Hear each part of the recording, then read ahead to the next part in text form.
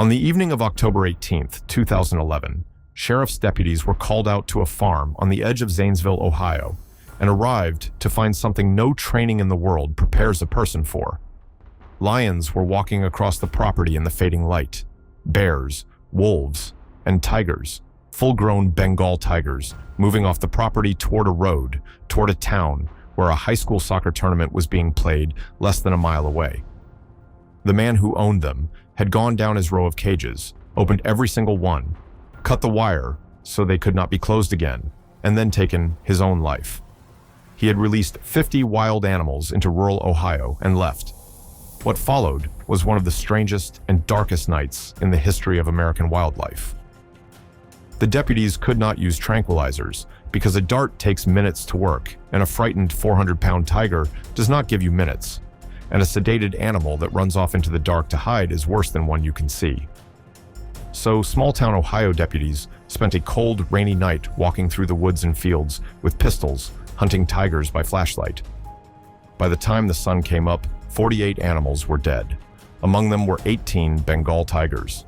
18 tigers shot dead in a single Ohio county in a single night. And here is the part that should stop you cold. That night in Zanesville was the most extreme case anyone can point to. But it was not a freak, one-of-a-kind event.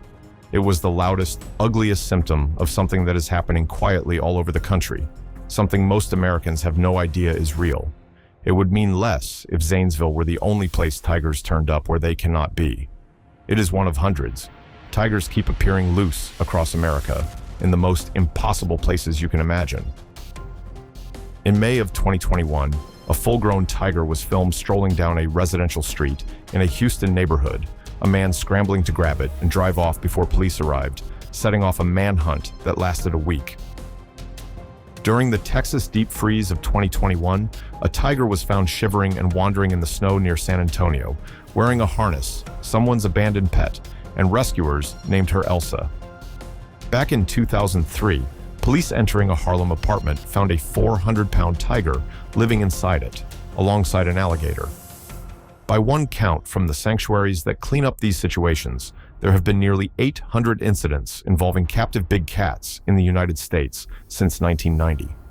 An animal of the tropical jungle, of the swamps of India, and the forests of Siberia keeps turning up in American cul-de-sacs and Ohio woods and northern snowbanks, blinking in a cold it was never built for.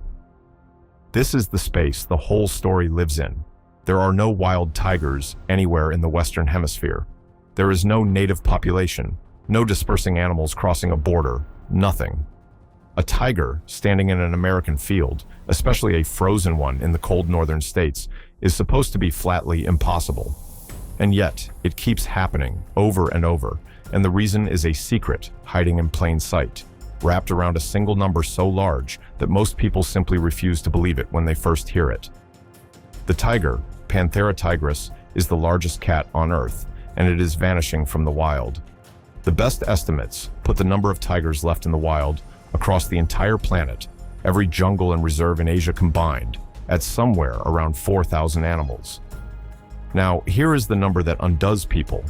There are more tigers than that, living in captivity in the United States alone. The conservative estimates run from 5,000 to 7,000. Some go as high as 10,000, which means there are more tigers in America right now than there are in all the wild places left in the world. And the detail that turns that statistic into your own neighborhood is this. Only about 6% of those American tigers live in accredited zoos. The other 94% are somewhere else. In backyards, in roadside attractions, in private breeding compounds and basements and cages behind privacy fences, spread across the country in numbers that no one, not the government, not the experts, can actually count. How does a country end up with more tigers than the wild? The answer is almost too stupid to be true. For decades, it was easier and cheaper to buy a tiger in America than to buy a purebred dog. A tiger cub could be had for as little as $900. The laws were a patchwork with holes you could drive a truck through. In Texas, you needed little more than a registration form and an insurance policy to legally own one. In some states, you needed essentially nothing. Cubs were bred by the thousands to be used as photo props, the cute babies you could pay to bottle feed and pose with at a mall kiosk, or a county fair, or a roadside zoo. And then those cubs did what cubs do. They grew. Within a couple of years, the adorable animal became a 400-pound predator that needed $10,000 of meat a year and could kill a person by accident, and the owners who could not handle them sold them, or abandoned them, or locked them in a cage out back and looked away.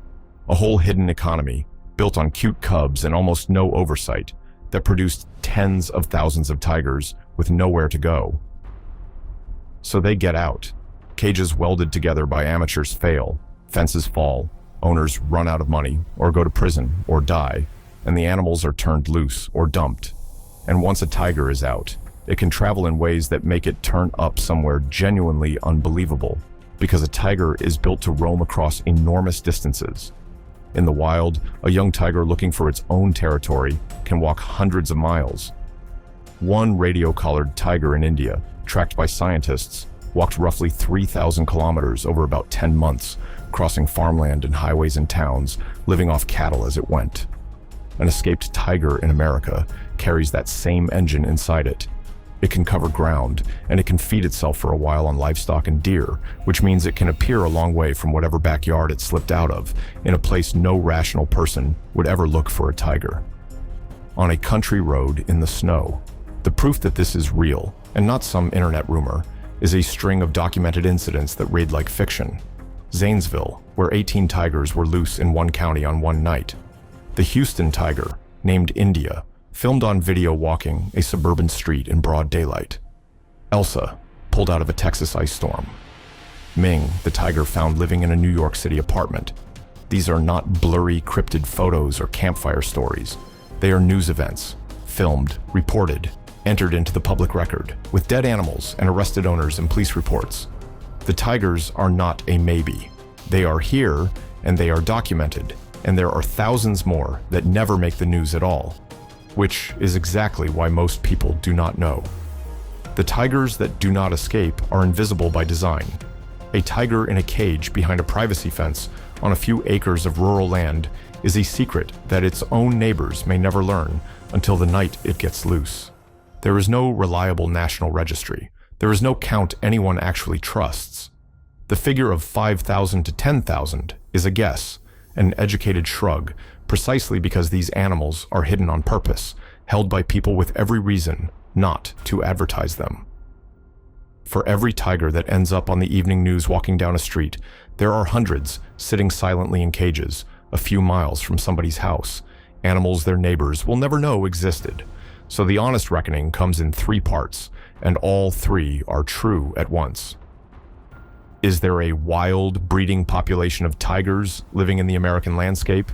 No, absolutely not. Every loose tiger in this country is a captive animal or an escaped one, not a wild species colonizing anything. Are there really thousands of them in private hands across the United States? Yes, that part is not hype and not exaggeration. It is confirmed by the World Wildlife Fund, by the federal government, and by the fact that Congress passed an entire law to deal with it. And how often do they actually get out? Rarely, for any single animal. But when there are thousands of them behind fences built by amateurs, rarely still adds up to hundreds of incidents, and it will keep happening for as long as the animals are out there. Honesty requires going all the way. There is no wild tiger stalking the American forest as a mystery of nature, and there never will be. Every single loose tiger is someone's escaped or discarded property, not an unexplained species. Most captive tigers never get out at all. They live and die in their cages, which is its own kind of tragedy. The tiger in the snow is not a tropical cat that somehow migrated to the cold. It is a pet that was dumped and froze in a backyard. And a captive bred tiger cannot truly survive in the American wild for long. It was never taught to hunt by a mother, and sooner or later it starves, or gets shot, or gets caught. The animal is completely real. But the mystery was never where it came from. We know exactly where it came from. The real mystery, the thing no one can quite explain, is how a country ever let this happen. Because the true story is stranger and more damning than any monster in the woods. The science does not say tigers are colonizing America. It says that the United States quietly became home to more tigers than survive in all the wild on Earth. the vast majority of them hidden in private hands, uncounted, underregulated, and impossible to fully track. And every so often, one of them slips its cage and appears exactly where it is most impossible to imagine: on a rainy road in Ohio, in a Houston cul-de-sac, in a snowbank in the frozen north, a creature of the jungle standing in the American winter, staring at a driver who will spend the rest of their life insisting they saw something that could not have been there. They are not returning to the wild. They were never wild here to begin with. They are the strangest secret in the country, and they are hiding in plain sight in all 50 states. So it ends where it began, on that cold, rainy night outside Zanesville, with a deputy walking through the dark Ohio woods, flashlight in one hand and pistol in the other, hunting an animal his mind refused to accept was really loose in his county. That night was the extreme, but the thing underneath it never went anywhere. In cages behind fences all across the country tonight, thousands of tigers are pacing in the dark. Animals that once cost less than a dog. Animals that grew too big to keep. Animals that almost none of us know are there. And every so often, one of them gets out, and someone driving a lonely northern road in the falling snow is going to slow down and stare and feel their heart stop, because standing in their headlights, impossibly, breath steaming in the freezing air, is a tiger. Because there are no tigers in America, except that there are more of them here than anywhere else on Earth.